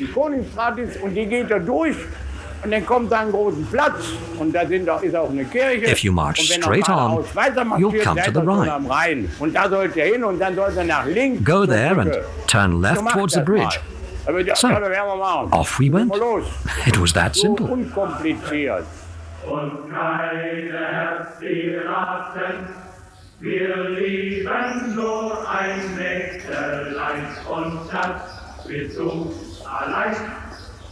Wir lieben nur ein Mägdelein und das wird so allein. Ja, hier war's. It was here. Wir hatten We had 2 dead, shot through the head. Not here, but a little bit further. There. It was written up in a report. Und daraufhin gingen wir zur Seite.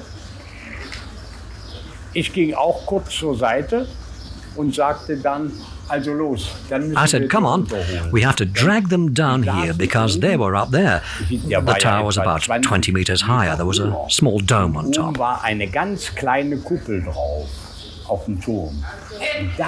There were shadows always moving around up there, heads moving back and forward. Then my mates with the machine guns said they were going to fire at them. There were snipers up there, and we wanted a bit of peace and quiet. I walked back, and when I threw myself to the ground to be able to observe everything, they began shooting.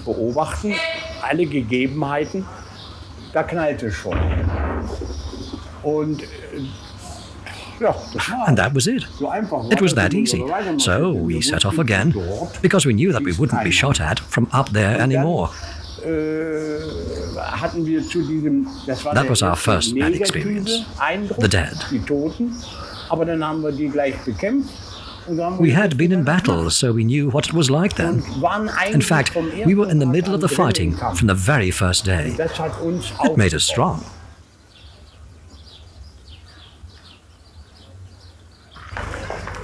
On Monday morning, we contacted the forces next to us. We went back to Koningsstraat because we had heard that some British were still hiding there. Well,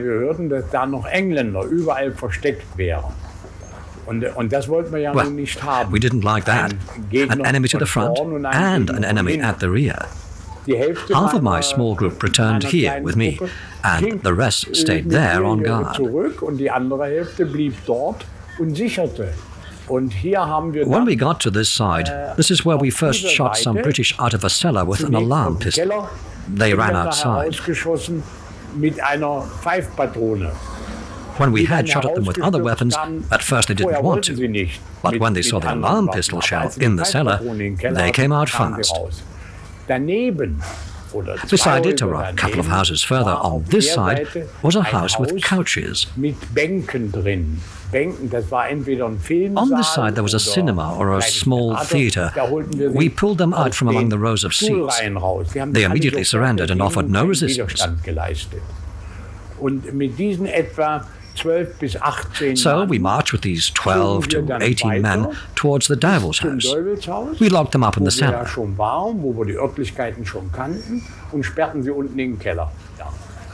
In the afternoon, the British complained that they hadn't had anything to drink. We hadn't anything to drink either, and I didn't know where to find anything. We didn't even notice we were hungry. It was all so exciting and new, so interesting, so successful, that we didn't let ourselves get hungry. So I set off and just here walked down the Noachstraat and turned second right. There was a small market with women who had stuff to sell, including, among other things, pears. I told one of the women I needed them for the British prisoners. She even believed me. I mean, it was true. So I went back and gave the British the pears. They were very pleased with them. In fact, they should remember this. And if any of them sees this in Britain, I'd be really pleased to hear from those old comrades.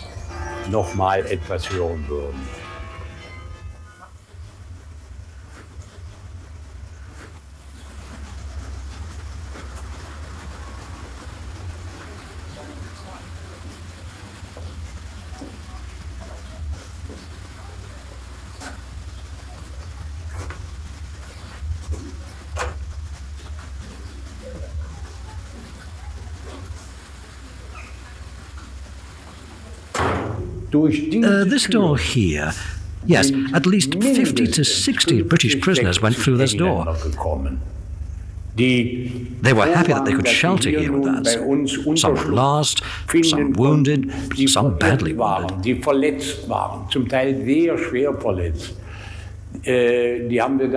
We kept them here, depending on who was here at the time, because we'd just been fighting ourselves. But we also had to man a post here to receive messages. Those messages came from the battle station Sonnenstuhl at the Singel on the corner of the Parkstraat.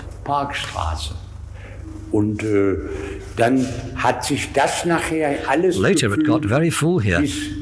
It was fullest when Dr. Logan, the young English captain and army doctor, was here. Captain, der 8 war, mit, und ich glaube, es war beiderseitig. I think he enjoyed all the things this young scoundrel did for him. He just wanted to hand over his men in a decent way, so that they could finally get the correct medical treatment.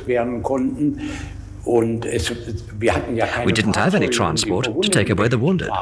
Nothing was organized. Absolutely nothing.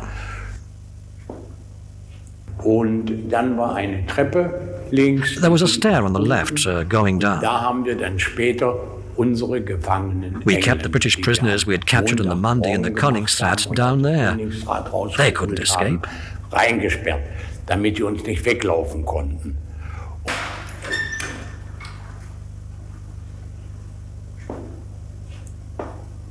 Oh.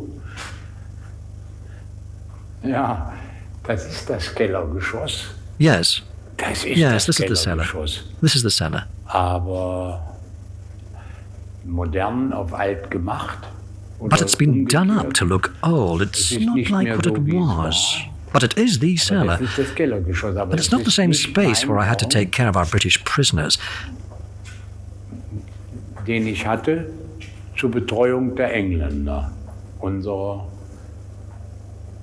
Gefangenen. Moment. Wait a second. Da ist die Eusebius. This is the Eusebius Church, there is the Rhine, and behind me is the St. Walburga's Church. Jetzt bin ich wieder drin. It's all coming back to me. Durchgehen. Das war garantiert nicht Let's da. take a look. This was Der certainly Raum not war here, hier zu Ende. because the space stopped Das here. hätten die Otherwise, they could have escaped out the back.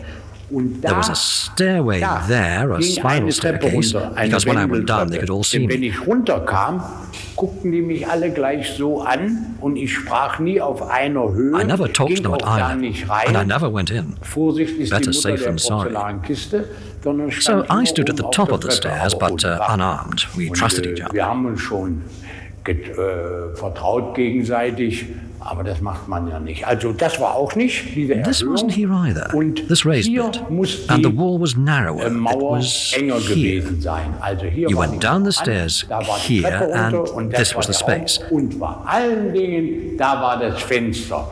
The window was there, where I'm pointing. War das Fenster, wo die Nische ist. The window was Dort there, war where das the Fenster niche und now das is. Fenster You können can see wir where it was in old drawings. alten Zeichnungen erkennen.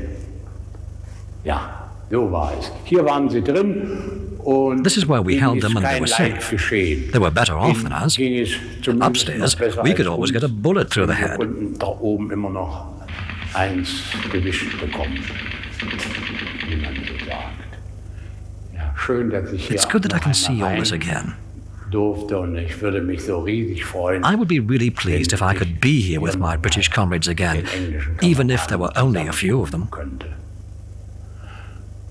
Oder nur einige davon. Es leben bestimmt noch welche. A few are still Die waren alive. nur 2, They were 3 only a few years older than me. Some were 20, 21, 22. 21, 22. Some had already fought at Monte Cassino. Others had been in Normandy. Die anderen sind schon in der Normandie abgesprungen gewesen. So war es.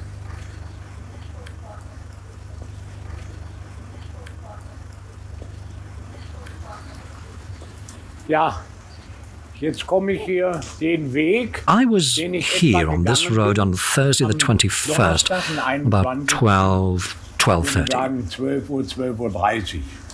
Die Situation war, This was the situation. unser Stützpunkt, unser Gefecht Our support post in the Darvel's house, the old town hall, had been im alten cleared. Rathaus war aufgelöst. Die meisten Männer waren alle schon nach Elst. Most of the men nach were Elst. already on their way to Elst, Hier but waren aber the noch British die prisoners älteren were still Gefangenen. inside. Hier waren sie drin. Und das war noch zu. They were inside. It was closed, and there were trucks and ambulances that had come from the Koningsstraat. Lastwagen und Sanitätswagen. Im Übrigen, die schwer Verwundeten. The seriously wounded had already been moved, and the army doctor, Captain Logan, had gone with them. Fuhr der Sanitätsoffizier Captain Logan. Und jetzt können Sie You can mal now get an sehen, idea of our wie wir condition in damals, those days. I can hardly understand myself. It was almost as if we, the German soldiers, unter der wir had been hypnotized. Da sagte ich dann beim Verabschieden, wir verabschieden uns ganz herzlich beide. We'd been together Wir for waren 2 ja or 3 2, 3 days, Tage zusammen. and we parted in good spirits. Sagte ich zum Logan, I said to Logan, bye. bye in London, as if we were actually going Wenn there. wir noch rüberkämen. Also, so war es. Also, es war. It was the only way to get sonst through wäre it. das noch gar nicht We aushalten. were all young and Wenn wir nicht enthusiastic. begeistert dabei gewesen We had to wären, wir be. Jungen. How was it possible? So war es und das fragt man sich heute. Und jetzt kamen hier die Leute raus. So they all came out here, and there was a huge pile of weapons. We had to take into account that they might try and grab them, so I stood at a distance so I wouldn't be hit. Damit man nicht gleich erwischt werden konnte und hat ungefähr in I einer stood just Entfernung gestanden wie here jetzt with my gun around my neck, mit dem umgehängten and suddenly someone remained standing next to the door. Einer an der Tür stehen, aber von außen. Oh, denke ich. Und So I went over. bin ich rangegangen. I was about a meter away from him. Ungefähr einen Meter von ihm weg. Er stand He was here. Hier hat er gestanden. It was Frost. Frost. He marched his men past, probably for a last goodbye. Lassen. Wahrscheinlich das letzte Mal Lebewohl. Die wussten ja auch They nicht, didn't know what was going to happen. Und da habe ich ihn gefragt. And then I asked him, "What's the matter? What are you doing here?" Und And then he said, "I'm the commander." I'm the commander. I was a nobody to him. Naturally, I mean, I felt like a nobody. I immediately took the correct stance and I nodded to him. And he kept staring at me. He really was an honorable man. Und an einer Mauer There were two seriously wounded British sitting against the wall. verwundete englische Soldaten. Ganz traurig. One with open leg wounds, offenem Oberschenkel. and the other had Der almost eine hatte lost his leg das completely. Bein ganz wegliegen. He couldn't Der move konnte at das all. gar nicht mehr beeinflussen. His leg was War virtually schon so severed. gut wie ab. Und I wanted to help get them inside so they could leave immediately with the other wounded. noch reinzuschleppen, damit sie noch gleich mit dem Transport der Verwundeten mitgehen konnten. Da schlagen zwei andere. Then, two other British, who were lying on the ground about 3 meters away from me, suddenly opened their eyes. They weren't dead at all. They only pretended to be, so that they could rejoin their units on the other side of the Rhine and continue fighting. The last men who fell with Colonel Frost fought like lions. Dann habe ich diesen beiden So I said to them, "Come on, hands up." Come on, hands up. And all three of us started laughing. Alle drei gelacht und die sind aufgestanden. And they got up. Ich bin wieder ein Stück I stepped back a bit and said, und habe dann gedacht, so, "Look at your comrades who are helping you inside." guckt mal eure Kameraden. Die bringt doch mal rein da. Die bringt doch mal rein. Und dann haben die Then they helped pick up the wounded with their Beine legs unter den dangling Armen beneath them. gefasst und die Beine hingen unten baumelnd. They took them into the holding area Dann so haben they could be die taken away ins later. Gefängnis reingetragen, durchgetragen, damit sie von draußen dann abtransportiert werden konnten. Ich I hope hoffe, they survived. dass sie durchgekommen sind. Der Mann, das muss ausdrücklich einmal This has to be festgehalten said. werden. Der hier The das man in Kommando command hat here and who led us und uns fantastically wunderbar through all this was ferngesteuert Major hat, Sonnenstuhl. war der Major Sonnenstuhl. Und dieser Herr Sonnenstuhl, He was our leader.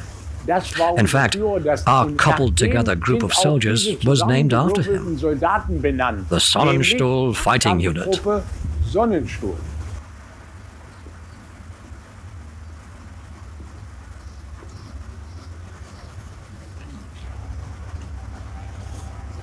Schauen sich solche Bilder an. Take a look at these photos. Oh, perhaps this is better. Vielleicht können I'll Sie dry jetzt them off. besser sehen. Ich mache das mal so frei ein bisschen. Hier This is die the bank of the Rheingraben. Rhine. Behind it, Da the hinten Eusebius die Church, and Da die Brücke. there is the bridge.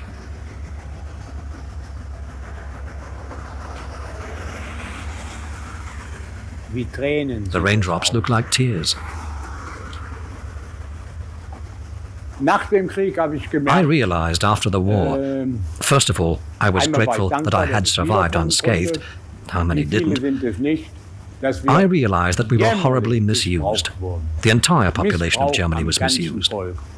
Ja, was ich daraus gelernt habe, I learned dass man gar that you nicht can't be skeptisch critical genug mit enough when it comes to Politikern umgehen politicians. kann.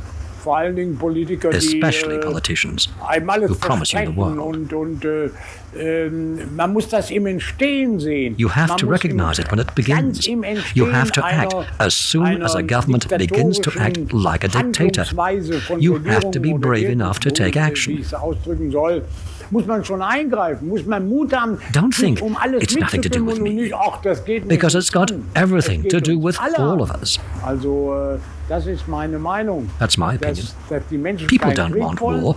No one wants niemand war. einen Krieg will eigentlich. Und das höchste That's the highest Anliegen. calling. Man muss And you have to be alert in den right from the beginning. während Fight den against it Anfängen. right from the Das haben wir start. beim Hitler versäumt. We didn't do that with Hitler.